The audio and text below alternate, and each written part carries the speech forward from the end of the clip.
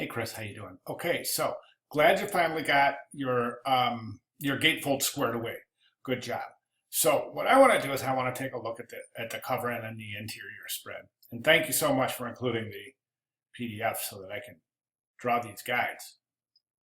So the first thing I want to mention is that this is not a two-color job, and it's trying to be, and you're trying to use purple and green. But this image right here is a full color image. So immediately this becomes a full color job. Likewise over here, you're using color in each one of these. So this turns in, and then right there, these stripes are a color. So you're trying to be a two-color job, but you're not quite there. What do we do with images in a two-color job? I've got a lot of success from students who found the technique of duotoning an image to work wonderfully. And if you look through some of the posts in the discussion board, you'll see what I mean. So what a duotone is you take the image into Photoshop, and you would assign, first you would take a full color image and you would adjust the color out of it. So you would be left with a grayscale image. And then you would create a duotone.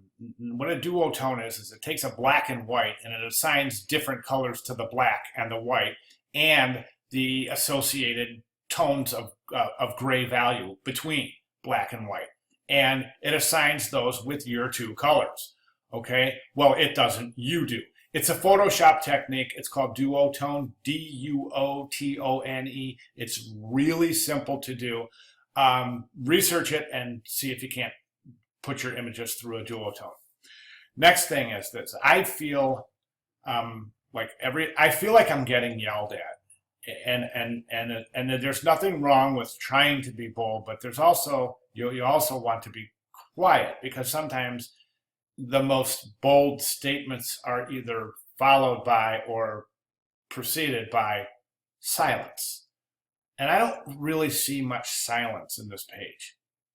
I think that what is really hurting the hierarchy of this page is right here, and then these are just so decorative that you're immediately saying, well, this right here is taking when we open up the brochure, we look at the image, and then right here, because that's the biggest and brightest thing on the page.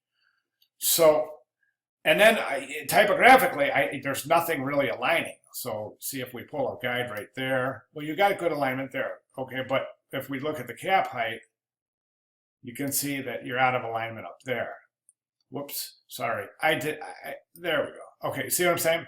Okay, and then conversely, presents doesn't align with anything. And neither does the top of presents.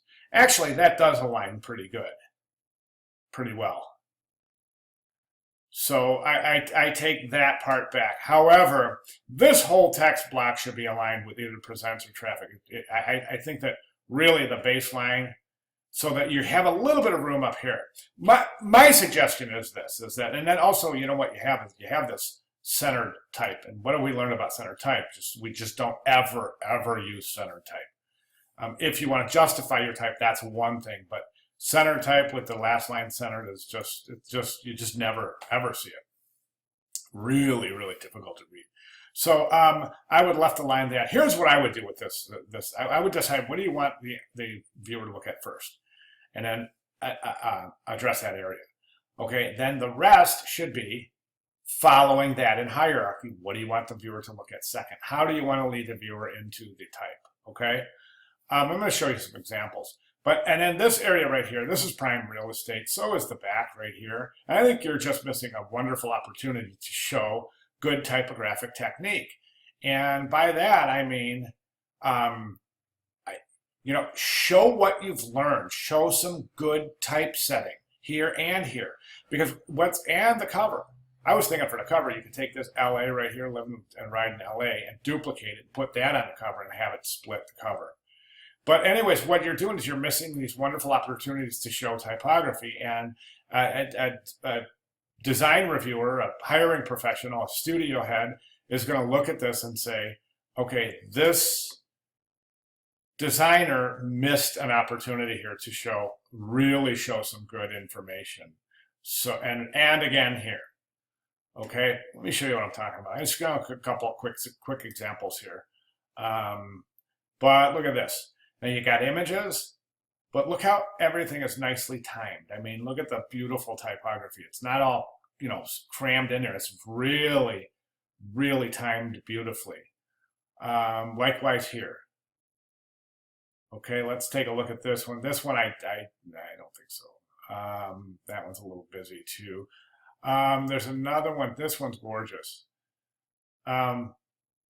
Look at the beautiful typography. And if you open that gate, you're going to see either something very similar to that, the same type of grid setup, or maybe with the image on top and then on the bottom and the type on the bottom.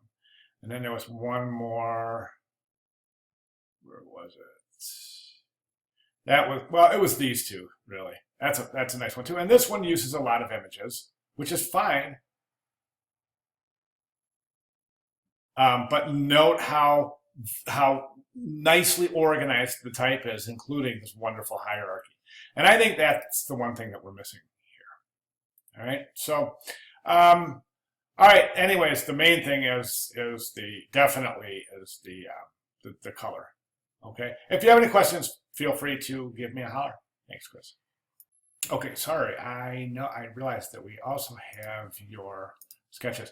So these look good. Now I think that you're, again, in here, I just want to say, I think you're missing these opportunities to show your typography, because you're talking about immediately showing 2 complete pages with nothing but image. And that, again, is going to be another thing that a reviewer is going to look at and go, why is this designer trying to use up space with image? And that's what it kind of looks like is happening. There's another full page of image, another full page of image, another full page of image. So we got to get some type in here. We got to get some type in here. And technically, what you should be doing is showing spreads. Okay, so you would have 4 spreads. I would suggest typing it, sketching in spreads. So here would be one. Here would be one spread right here, and that would be 2 pages. Okay, and this is your first idea. Then you would have the second spread, the second 2 pages, then the third spread, then the 4th spread, and the 5th spread, and the 6th spread. That would be your 12 pages. That would be your first idea. Then you would do that again with your second idea. Here's the first page, first spread, second spread, third spread, 4th spread, and 6th spread. That's your second idea. And then 3rd and 4th ideas. Now, don't forget, because the project does ask for you to manually produce, not digitally, at least 4 different rough layouts that represent. That's 4 12-page layouts. That's why I'm saying 6 spreads. Okay? So, all right, that's all I have. So sorry for taking so long. Thanks, man.